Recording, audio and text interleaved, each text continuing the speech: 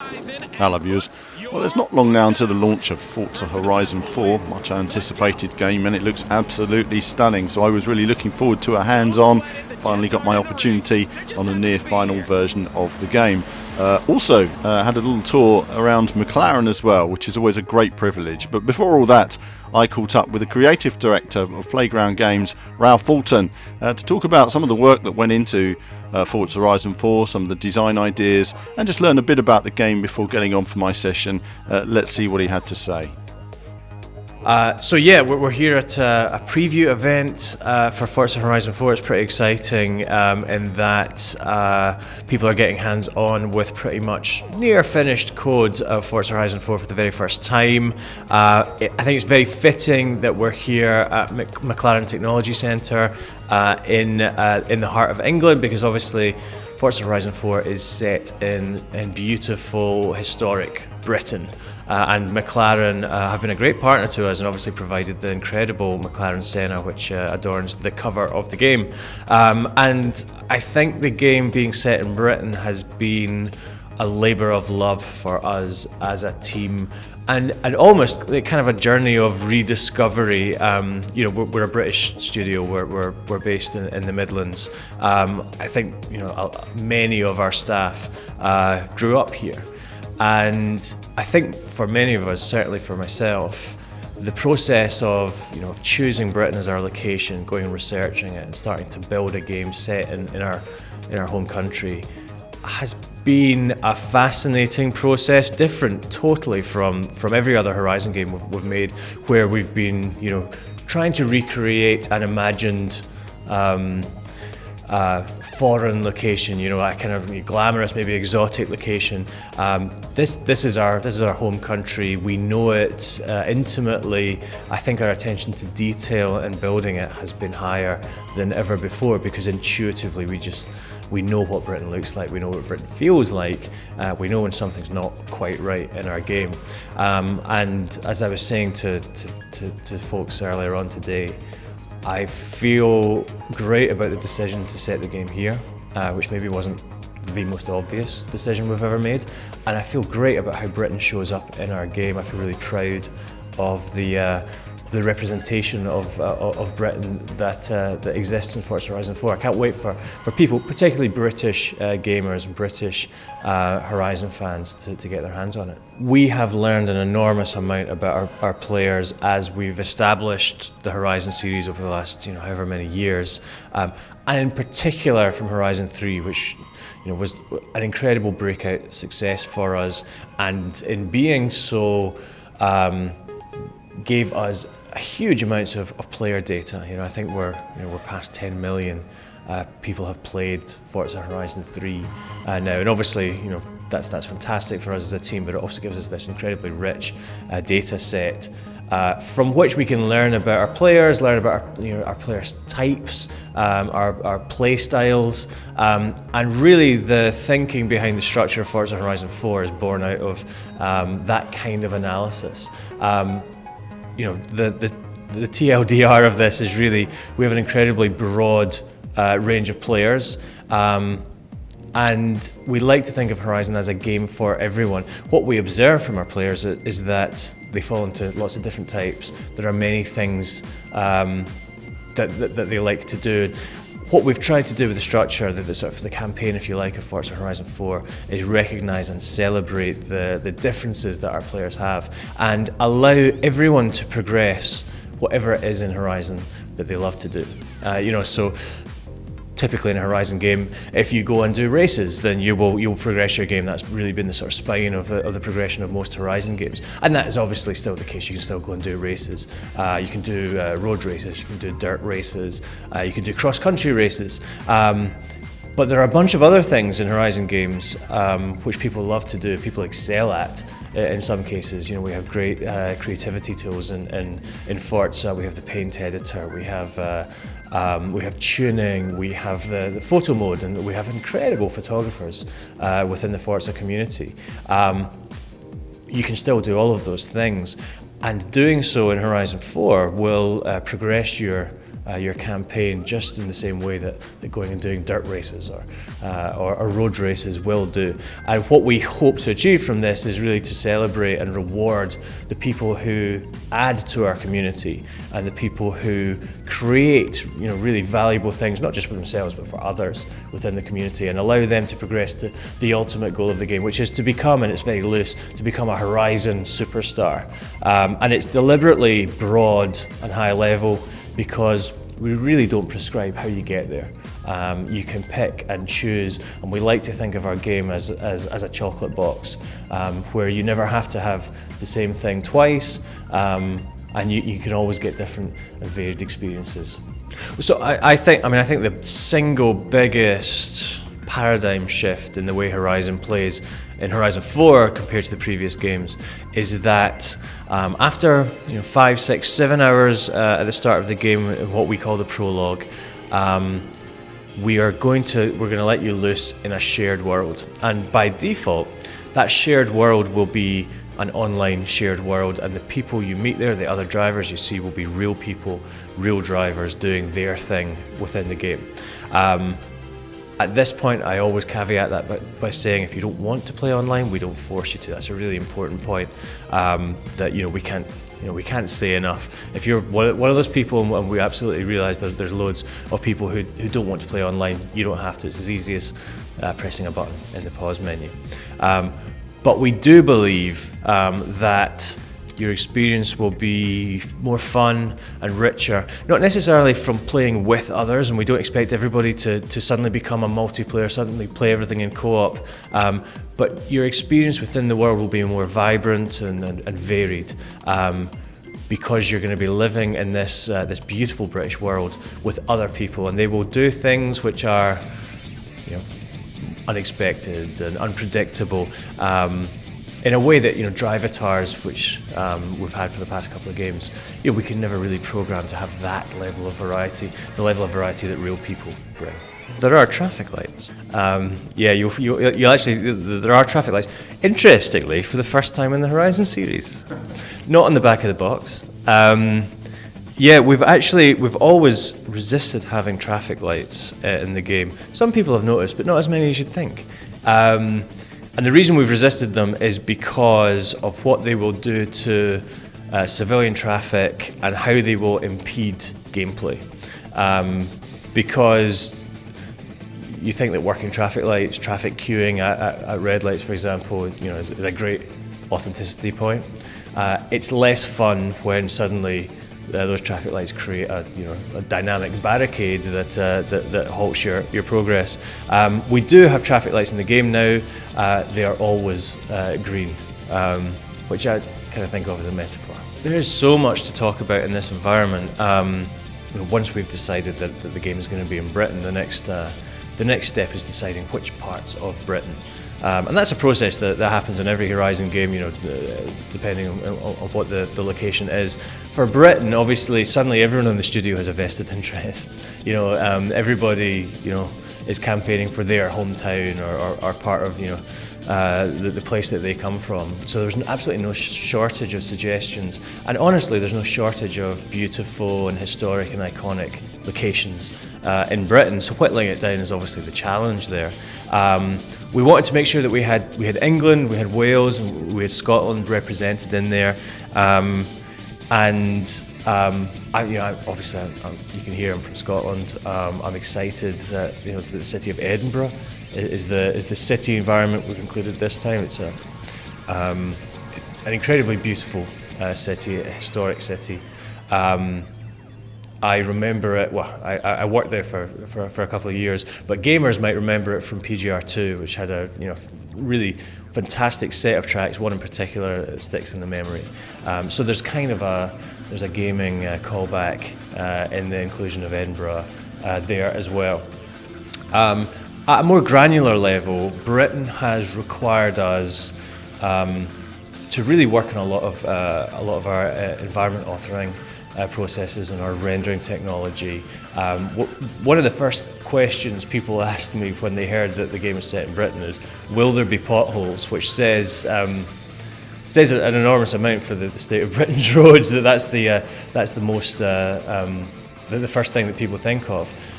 But certainly when you go out and you start taking photography, you start making videos, you start doing photogrammetry, which is a technique that we use increasingly to model our world. You start to run into the problems of the enormous variety of road surfaces that you get in Britain. The variety of disrepair that those road surfaces often are in, and the other thing I think is because this is a green and pleasant land. There is so much foliage, there is so much grass and leaves and plant life in the UK. It's really forced us to think about how we're drawing our trees, like how we're making sure that light reflects off individual leaves on a tree or individual blades of grass. And I think you will see, even if you don't get into that kind of micro detail or sort of rendering technology, I think you will just see from the final frame, we've captured, I think, the essence of British landscapes, of British scenery, in a game which I think is easily the most beautiful game that we've ever made as a studio. This is the largest team we've had in a Horizon game, by a good margin. I think our team probably capped out at around 160 on site in Leamington Spa. Obviously, we're supported by outsourcers and other teams all over the world, as well as the guys in Redmond. So yeah, it's a large team. That was the increase in team size is directly related to the amount of work that went into dynamic seasons. If you think about the world we've built, the British world that we've built, which is pretty much by almost every metric exactly the same size as Forza Horizon 3's Australia, but we show it in 4 completely different ways.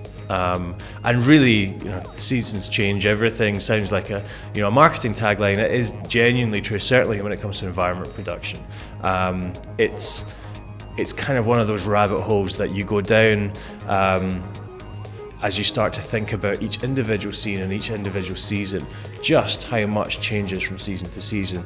And when you get down to different lengths of wool on sheep, based on season, that gives you kind of an idea of the really minute detail that we're going into to try and reflect the changing seasons in our game. So I think I'm probably most proud of that. It was something we thought we couldn't do at the start of the project, and I think the thing I'm most proud of is the way the entire team rallied behind this one big idea, and it was really that cross-disciplinary effort that allowed us to realise something that we've been thinking about for many games now, which is how can seasons change in open world, and I think I feel like this is going to be kind of revolutionary, not just for open world racing games, but for open world games in general, which haven't really gone in this direction, and for very good reason. It's incredibly difficult, it's incredibly expensive, it took a lot of hard work and creative thinking,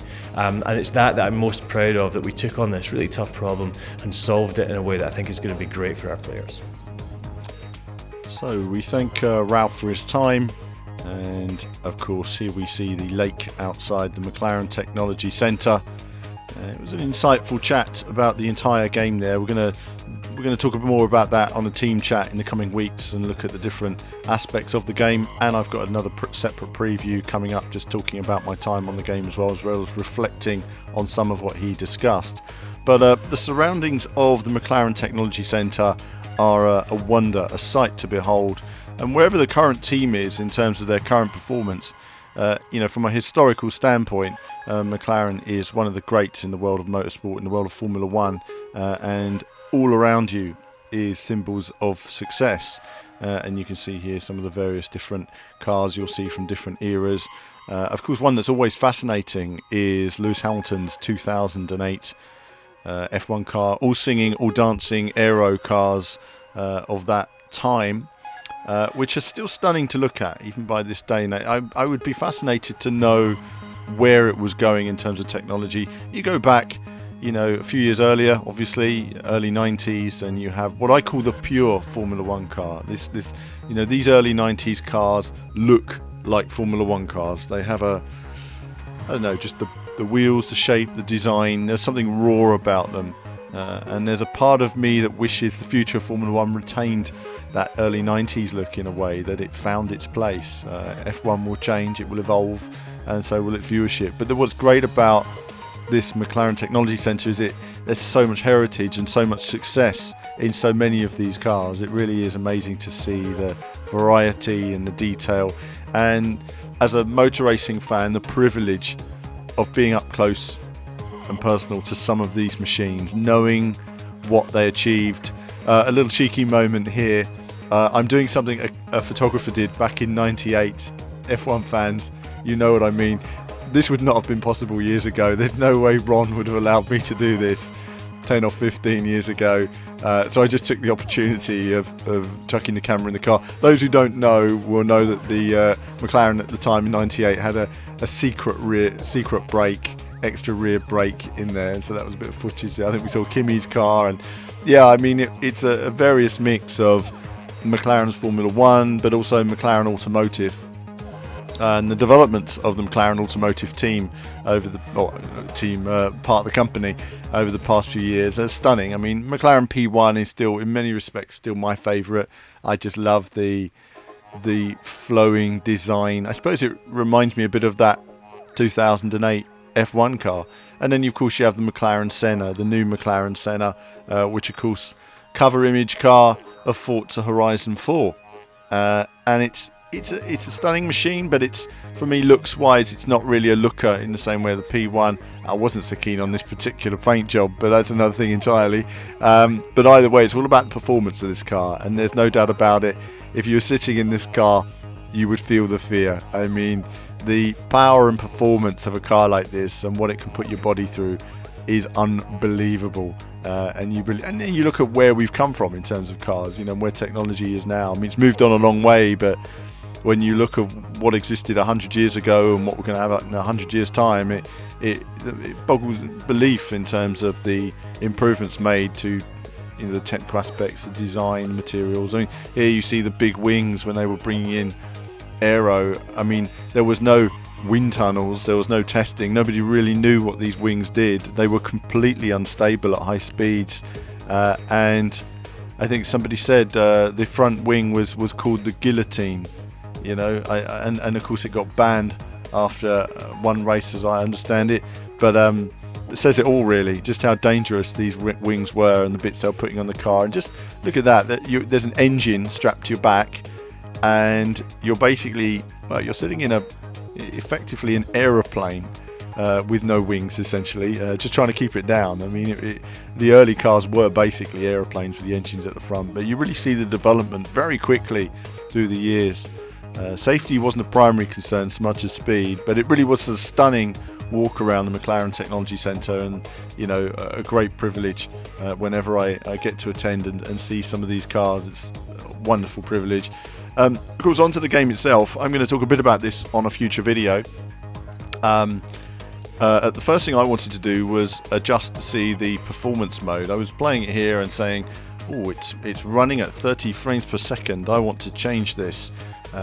So I wanted to see the performance mode. For me, 60 frames is where I want to play my games. It makes a massive difference, and it's great now that it just wasn't possible on the Xbox 360, but now with the Xbox One X, the power is there to deliver that experience. And I think and hopefully, I mean, I've seen people in the comments talking about in our comparison video, hopefully the PC version will be nice and stable as well now. I mean, there's no doubt about it. Microsoft are working hard to improve their stability in these areas. I haven't tested the game with a wheel yet, or with a controller. Obviously, we know that Forza Motorsport handles well with a controller. I am interested to see how Forza Horizon handles with a wheel. I did find, and I'm going to say this in the other video as well, I did find myself driving around and obeying traffic laws quite often, which was interesting, because I was just driving through the British countryside, and I just felt, this reminds me so much of driving around Wales. It really does. And it was just enjoyable to drive. There's no cars, you've got long winding roads. It's a very relaxed drive, no speed humps every 5 minutes. It's just a nice flowing driving environment. And It kind of reminded me of that. It was so authentic. I thought I look forward to trying this with a wheel, test drive style. I really hope the wheel is well implemented. I really look forward to testing that. But let's just say you guys have got the demo now, so you know the graphics are stunning. Audio, graphics, presentation, absolutely stunning. I mean, there's so much to see and explore here. And with the seasons as well, I look forward to how that changes the gameplay dynamic in terms of vehicles, in terms of areas, for example, frozen lakes, and traversing those in winter, and how that changes everything. It's going to be really stunning in terms of exploring this countryside and just the authenticity of it. I mean, they've really got an authentic British countryside here, and it really does look amazing in that way. And it just feels great to drive. Nice winding roads, lots of undulation. Even when the radio's on, it just kind of gives you that feeling of being in a real car. I mean, everything about it feels great, apart from the fact that we're driving a left-hand drive here, which kind of loses that myth in a way, but it still feels amazing. So really impressed, and I'm going to talk about that more in an extended video. Great to see the performance mode and new features. I look forward to learning about the all online modes, how they work, how they're executed as well, because that's something which I haven't done, and I look forward to testing. If you have any questions, do let me know. We're going to create a thread on the forum chatting about this. I'll be on the forum, and that's where most of my responses will be, so do check us out. Link in the description below. Come on the forum. We've got a new members section, so say hello. I'll always say hello to new members, and let me know if there's stuff you'd like to see in terms of the video content. But that's it from me for now on this early preview and developer interview. Coming up, obviously, we've got the comparison video with the Xbox One X version performance mode, and we've got a full preview just looking at all the gameplay I've played so far and having a chat through it. But that's it from me for now. As ever, more soon.